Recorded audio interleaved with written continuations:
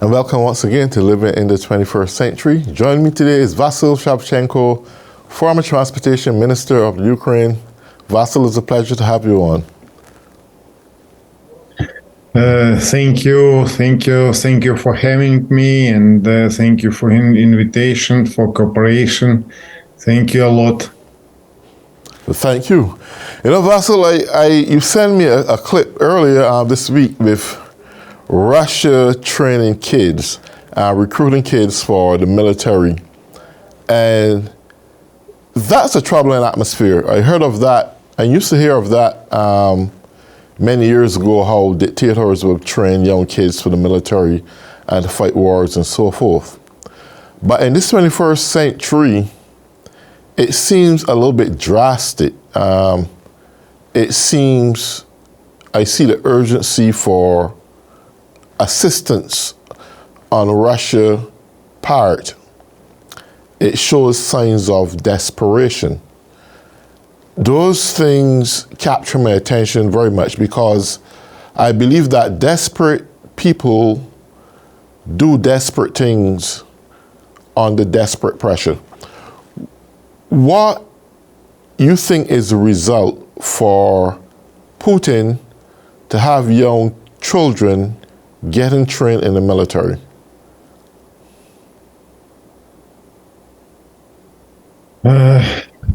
I think that I will not be able to answer for this really deep questions, because first of all, we don't know what is in his head, and we know that being in the power long term can reflect for mental health sometimes.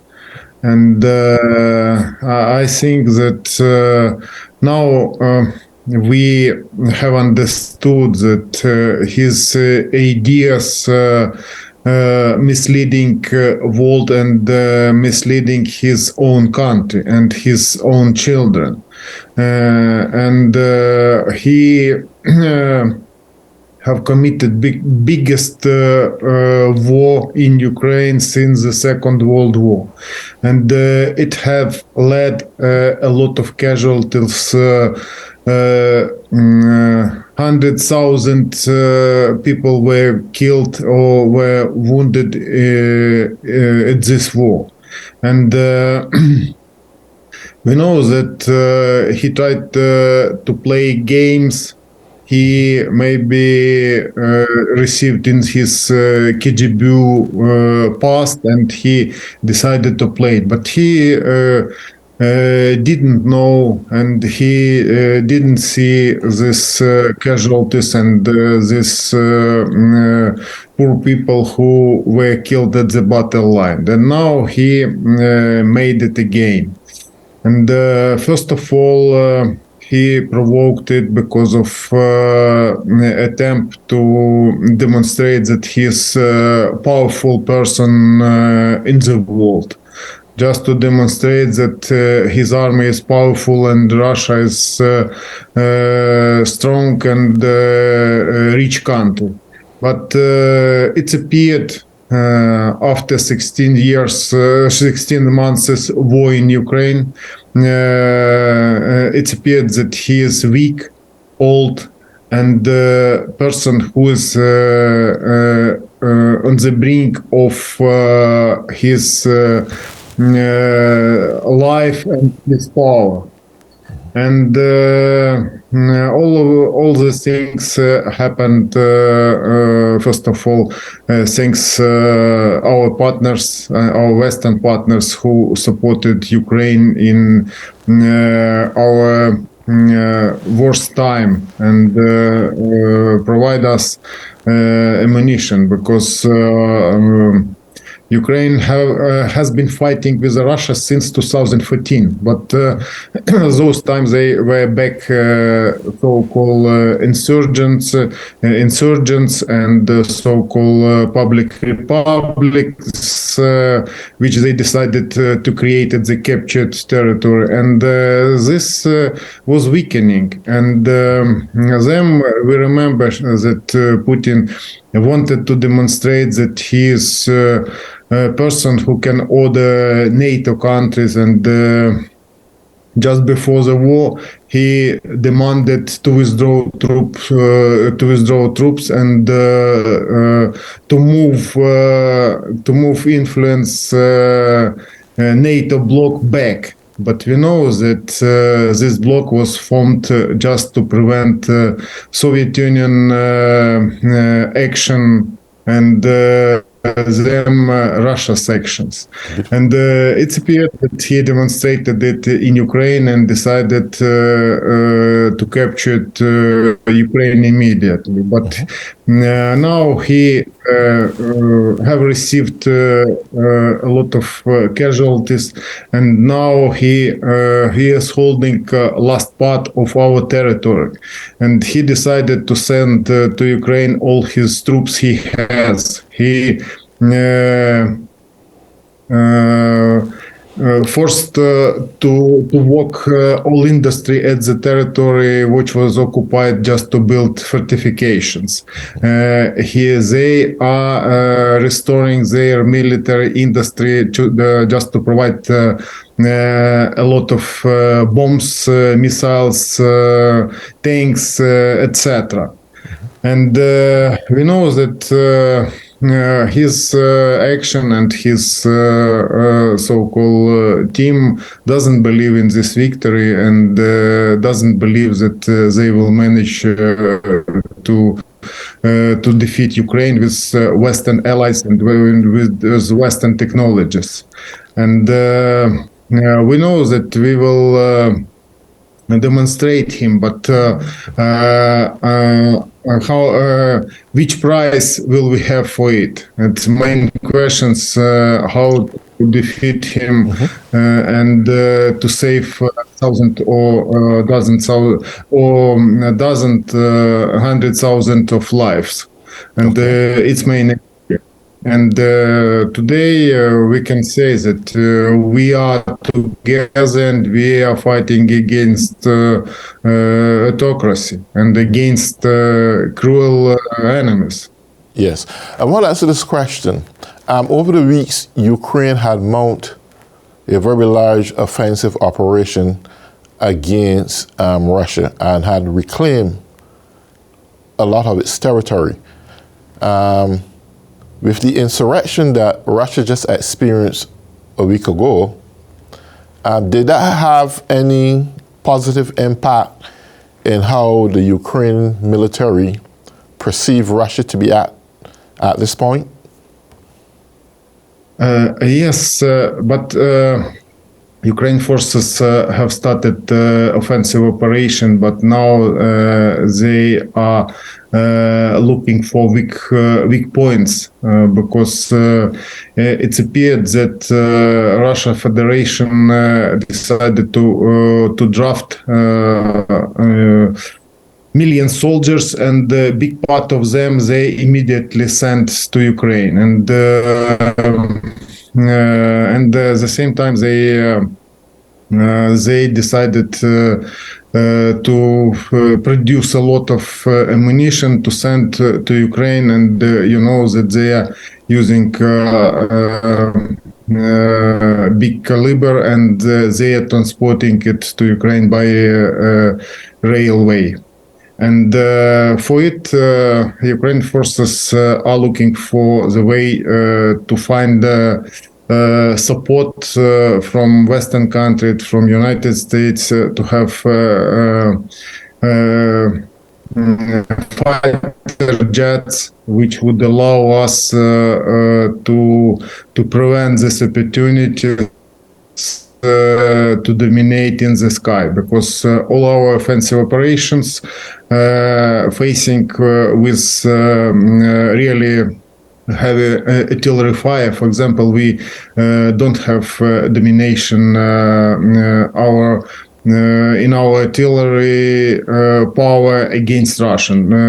We have similar power, and at the same time we are not able to offense to send infantry soldiers to die and to capture city with big casualties.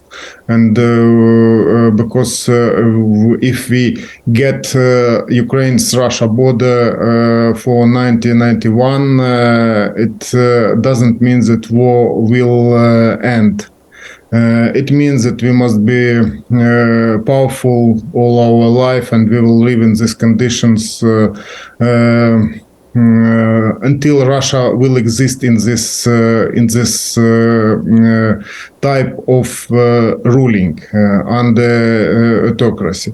And because of it, you could see that Ukraine commander-in-chief Valery Zaluzhny gave an interview for Washington Post, and he asked for additional support from Western countries, and he commented that he is in deep communication with his United States counterpart, General McMilley.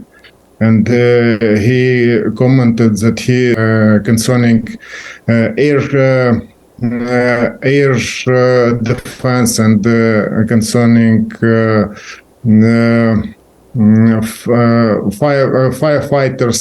fighter jets. It's a question which is which can be solved by top politicians, NATO countries or Ramstein meeting countries, because the current situation have demonstrated that we are ready to offense, but you know that on the eve of offensive operations, they decided to explode Ukraine's dam, and decided to flood big territory just to prevent our offensive operation. And now I can comment that we are ready to act, and we are ready to fight, but we are in communication with our partners about how to react for Russia's new tactics. Now we can see that they are listening our conversation and listening experts' opinions. Yeah, I want to take a look at the long-term future for you. Sorry. Yes, I want to take a look at the long-term future for Ukraine. Now, a vast majority of Russians don't believe this war is justified. We saw uprising in Russia earlier this year when a lot of Russians were thrown into prison because they simply didn't want to train to go to war. Some fled the nation of Russia because they just didn't want to get engaged in war against Ukraine. With that said, despite all the dictatorial standards that may exist in Ukraine, do you see a shift in the future of the younger generation mentality from dictatorial standards to democracy, and may very well want to see that Russia become a democratic society opposed to a dictatorship society? What is your opinion? To be honest, thank you. We have seen that their type of power is weak. And we have seen that person who formed gangs and who drafted prisoners to mercenary army in Ukraine have started or have started his resistance movement against his partner, but former partner. But I don't know that he was their partner. He was serving them meetings when they were sharing Russia's assets, and he knows a lot, and he decided to demonstrate that he has opportunity to redirect his mercenaries from Ukraine to Russia. And one day demonstrated that he, without any resistance, because all troops from Russia Federation are in Ukraine, and there are not any military units which could stop 600 mercenaries which were moving against Moscow. And you could see that all officials from Moscow disappeared, and including president, whose plane flew from the Moscow. It was demonstration how they will react, and it have demonstrated their opportunities to resist. And I think that it isn't the end of this domestic problems. It's only start, and I think that it will continue, and it will demonstrate us. And I think that after autocracy will come something different, or must come something different. They have no way except of building new country. And which type of country, how many country will be formed, because we know that Russia has big territory, and all this territory are not occupied, and better to say, are not prepared for ordinary life, because in Russian people living only in a few cities, and all this territory are not ready for civilization. And I think that nearest future they will have negotiations about it, if at this place will be a new country, because Russia has natural resources, but all profits from their natural resources they are directed for arming, and they are shelling missiles just to kill Ukrainian children. And it's type of war, and it's type of behavior, and it's type of their treating to their neighbors and people who's living close to them. And because of it, I think Russia can collapse. But I don't know how much time will it take. Maybe half year or year. But as usual, it can collapse immediately, because all dictatorship, as usual, are falling unexpectedly. One day they have 90% support, and next day they can be present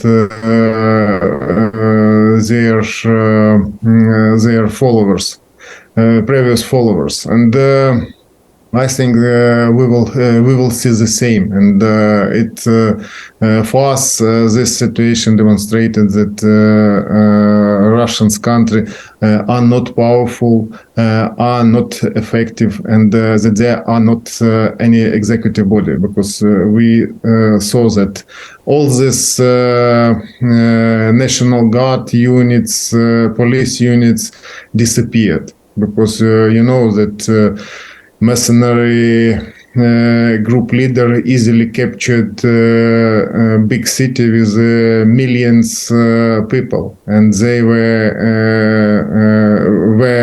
visiting him, bringing him and his soldiers waters, food, and were ready to support them. But he isn't. He isn't person who's ready to had new resistance moment, and because he is from his team, and he decided to demonstrate it because of he lack of money for his companies, lack of contract for his company, and now we can see that all this his assets are being sold, because he had media group Patriot, which is being sold, and his assets will be arrested nearest future, and he I think will be arrested, and or according to the Russia's behavior officials, it must be done. Okay. Do you think that under President Zelensky leadership, in the future moving forward, when this war is all over, that he's going to focus on making his military more self-reliable than depending solely on its allies for assistance should an event like this happens again? First of all, I'd say that Ukraine, when it was part of Soviet Union, it was so-called sophisticated hub, and Ukraine was producing a lot of ammunition. And military ammunition and high sophisticated technology. And now we are ready to exchange now our country, but for our goods we need markets. For example, we cannot provide any good our goods to Europe, and we are going to be part of Europe, and I hope nearest future we will have, and borders will be cancelled, and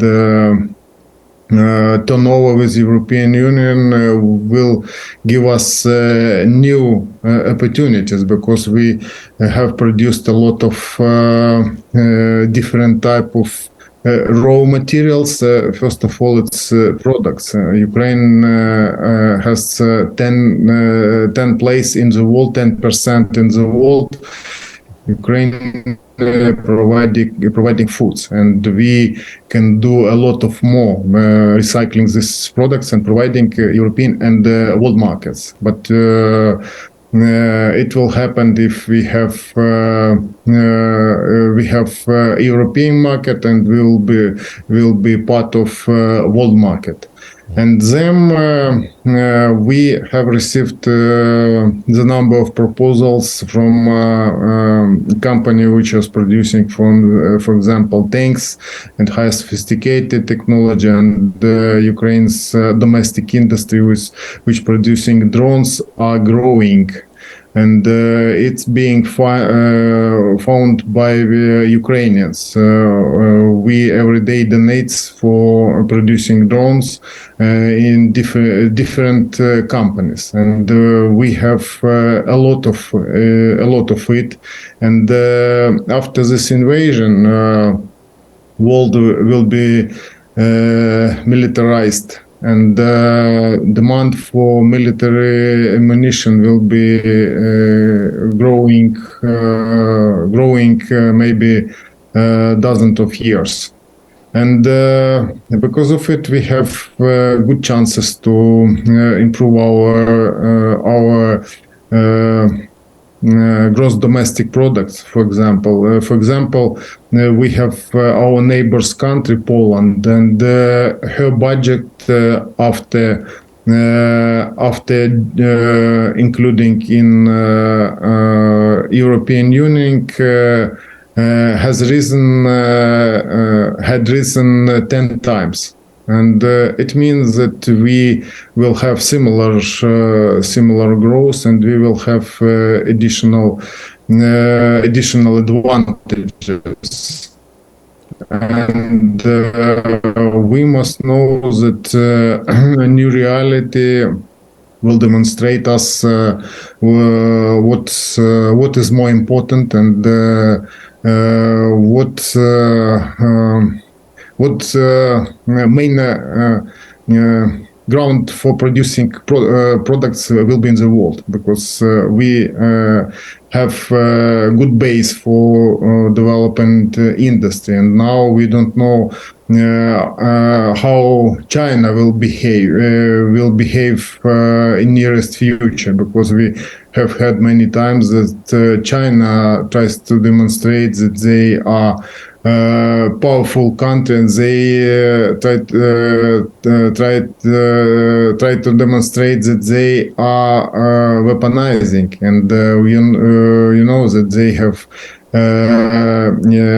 created their fighter jets. It's similar to Russians, and they are producing tanks, and they are producing armed vehicle, a lot of it, and it means that they are weaponizing, and no one knows will democratic countries cooperate with them or not. It depends on their behavior, and we know that now there is no deep conversation about Taiwan, because they saw that Ukraine's case and Ukraine's ally have demonstrated China that we are together, and we will defeat all our enemies. And it's a good experience for them, and they understood that it isn't a good idea for China using military forces to capture Taiwan. And we would comment it that it's demonstrated that we have managed to defend Taiwan, and we will manage to develop our relation, and to develop democratic part of people in the world. Thank you. Well, Vasil, we have come to the end of our program. It was really a pleasure having you on again today. And to all those who have been tuning in or living in this 21st century, have a nice day.